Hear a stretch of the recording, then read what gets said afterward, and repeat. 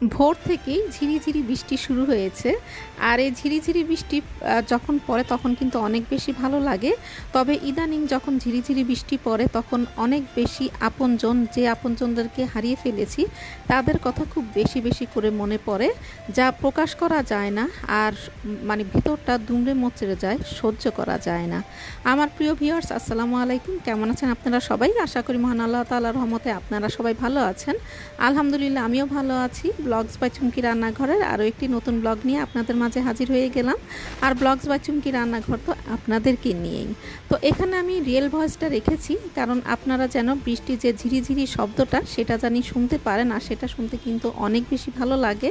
তো আজকে আমার কিন্তু সারা দিন সকাল থেকে অনেক কাজ। তো এখন আমি আর কিছুক্ষণ থেকে তারপর নাস্তা বানাতে চলে যাব, আর বাইরে যেতে হবে। তো যেহেতু আজকে আমার বাইরে একটু কাজ আছে, যার জন্য আমি গতকালকে কিন্তু সব রান্না, মানে মেইন যে রান্না মাছ বা মাংস, সেটা করে রাখি। আমার ব্লগগুলো যারা দেখেন তারা জানেন যে আমি যখন বের হই বা ঘরে বেশি কাজ থাকে তখন কিন্তু আমি আমার রান্নাগুলো আগে করে রাখি, মানে আগের দিন মেন রান্নাগুলো করে রাখি। আর যেদিন বের হব সেই দিন টুকিটাকি ভাজি ভর্তা ভাতগুলো করে শাওয়ার নিয়ে তারপরে একবারে আল্লাহর নাম নিয়ে বের হয়ে যাই। তো তারপরে এই যে দেখতে পাচ্ছেন, মানুষ বলে না যে দুঃখের পরে সুখ আসে, তো ঠিক সেরকমই ঝড়ো ঝড়ো বৃষ্টির পরে কিন্তু চলে আসে রোদ ঝলমলে একটা সকাল। আর যে সকালে থাকে আকাশে সাদা মেঘের ভেলা। তো এই মনের আনন্দটা নিয়ে কিন্তু আমি অলরেডি বের হয়ে গেলাম। তো আজকে আমি বের হয়ে প্রথমেই যাব কুশল সেন্টারে। আর এই যে এখানে যে আমি যাচ্ছি, এখানে কিন্তু মসজিদের কাজ হচ্ছে। তো যার জন্য এই রাস্তার উপরে প্যান্ডেলটা দিয়েছে। তো এই প্যান্ডেলের নিচে কিন্তু প্রতি শুক্রবারে জুমার নামাজ আদায় হয়। অনেক মুসল্লি এখানে নামাজ আদায় করে। আর এই জায়গাটা দিয়ে যখন আমি যাই বা আসি, তখন চোখ বন্ধ করে যাই বা আসি, আমার মনে হয় যে এখান দিয়ে যারা যায় আমার মনে হয় সবার পাপ ধুয়ে মুছে একদম শেষ হয়ে যায়। কারণ আমার কাছে মনে হয় যে এখানে অনেক মুসল্লি নামাজ আদায় করে, মানে সবার গুনাহ খাতার জন্য, আল্লাহ মাফ করে দেওয়ার জন্য মহান আল্লাহ তাআলার কাছে হাত তুলে। তো এই জায়গাটা আমার কাছে অনেক বেশি পবিত্র মনে হয়। তো তারপরে এই যে এখন আমি চলে যাব কুশলে, কারণ আমরা যারা বেকিংয়ের কাজ করি, তো দেখা যায় যে অনেক সময় বেকিংয়ের জিনিসগুলো মানে অনেক সময় শেষ হয়ে যায়। তো তখন যে দেখা যায় যে টুকিটাকিগুলো কিনে নিয়ে আসতে হয়। তো আমিও চলে গেলাম আমার টুকিটাকি যেগুলো শেষ হয়ে গিয়েছে সেগুলো কিনে নিয়ে আসতে।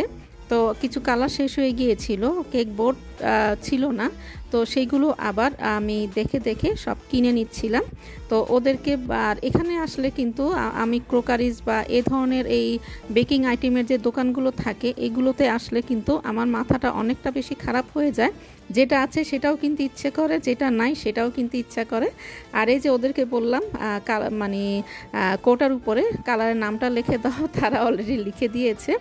তো তারপরে আমি সেখান থেকে চলে গেলাম আরেকটা স্টোরে, মানে আরএফএলে চলে গেলাম। তো আমার ছেলেমেয়েরা একদম সব সময় টাপার অথবা মিল্টনের যে ফ্লাস্কগুলো সেগুলো মানে সেগুলোতেই ওরা অভ্যস্ত একদম ছোটোবেলা থেকেই। তো কিন্তু এখন এগুলো কিন্তু দেখা যায় যে আগের মতো সেরকম অ্যাভেলেবেল পাওয়া যায় না। তো মেয়েকে বললাম যে এখান থেকে দেখো কোনোটা তোমার চুজ করে নিতে পারো কি না। তো এখানে কিন্তু প্রতিটা আপনারা যখন এই ফ্লাস্কগুলো, যে কোনো খানের ফ্লাস্কগুলো যখন আপনারা নেবেন, তখন দেখবেন যে নিচে গ্রেড নাম্বারটা দেয়া থাকে।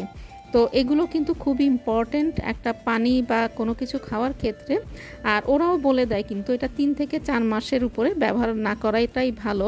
তো এটা শুনে টুনে আমার মেয়ের মানে নেয়ার যে একটা উৎসাহ অলরেডি সেটা চলে গিয়েছে। পর মেয়ে বারে বারে নিচে চেক করছিল, গ্রেডগুলো চেক করছিল। তো আমি বললাম যে আচ্ছা ঠিক আছে, তুমি যদি না নাও, জোরের কিছু নাই। তো পরে আমি অন্যখানে যেয়ে দেখবো যে মিল্টন অথবা টাপারের ওগুলি কি পাওয়া যায় কি না। কারণ ওই ফ্লাস্কগুলোতে আমার কাছে অনেক বেশি ক্যারি করতে অনেক সুবিধা মনে হয়, আর ওরা খেয়েও খুব স্বাচ্ছন্দ্য বোধ করে, আর একটা কিন্তু অনেক দিন ব্যবহার করা যায়। তো তারপরে মেয়ের তো নিল না। তো এই মারগুলো শুরু হয়ে গেল। তো মানে একটার পর একটা দেখছিলাম, দেখতে কিন্তু অনেক বেশি ভালো লাগছিল। আর ভালো লাগাটাই মনে হয় যে এই ধরনের জিনিসগুলো গৃহিণীরা যখনই দেখে তখনই কিন্তু ওদের ভালো লাগে। খারাপ লাগে এটা মনে হয় যে কখনো কেউই বলে না। তো যাই হোক, মেয়ে বলছিল যে মা চলো, দেরি হয়ে যাচ্ছে, চলো যাই। তো তারপরে মেয়েকে নিয়ে চলে আসলাম, বাসায় আসলাম, খাওয়া দাওয়া করে একটু রিল্যাক্সে ছিলাম। তারপরে সামনের বাসার ভাবি ফোন দিল যে ভাবি ফুচকা বানিয়েছি, চলে আসেন। তো এই যে ভাবিদের বাসায় ঢুকতেই দেখতে পেরেছেন যে টিয়ারা আমাকে স্বাগত জানালো। টিয়ারা মানে ভাবিদের অনেক আদরের যে বিড়াল, সেটার নাম টিয়ারা। তো ও আমাকে মনে হয় যে এমনভাবে বসে আছে যে মনে হয় যে আমাকে স্বাগত জানাচ্ছে, আর দরজাটাও খোলা ছিল। আর ভাবির সাথে অনেকদিন কথা হচ্ছিল না, যে মনে করলাম যে যাই একটু ফুচকাটাও খেয়ে আসি, ভাবির হাতে একটু গল্পও করে আসি। আর অনেক বেশি মজার ছিল ফুচকাটা, অনেক সুন্দর একটা সময় আমরা পার করেছি সেই দিন, আলহামদুলিল্লাহ। মানে এটা কিন্তু গতকালকের ভিডিও। আর এই ফুচকাটা খেতে খেতে কিন্তু আপনাদের কাছ থেকে বিদায় নিয়ে নিচ্ছি। যারা এতক্ষণ পর্যন্ত আমার সাথে আছেন তাদের কাছে আমি অনেক কৃতজ্ঞ। আর একটা লাইক দিয়ে দেখা শুরু করবেন, যারা নতুন আছেন তারা কিন্তু সাবস্ক্রাইব করে দিবেন, আর আমার ভিডিওটা যদি আপনাদের ভালো লেগে থাকে।